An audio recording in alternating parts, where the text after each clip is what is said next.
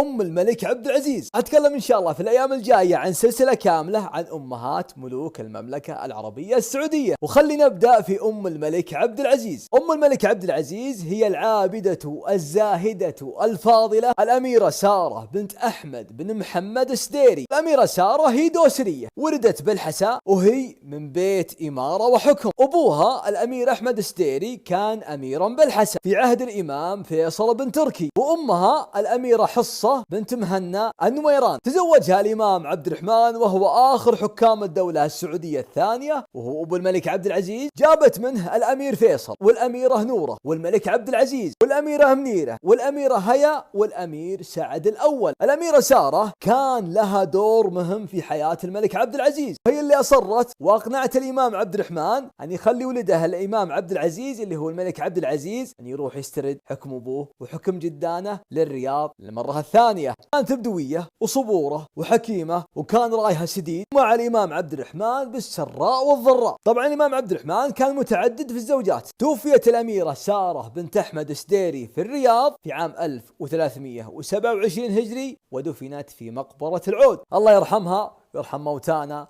موتى المسلمين. عبد الرحمن المرضي في سلسلة عن أمهات ملوك الدولة السعودية الثالثة. شكرا لكم على حسن الاستماع، نراكم على خير، فمان الله.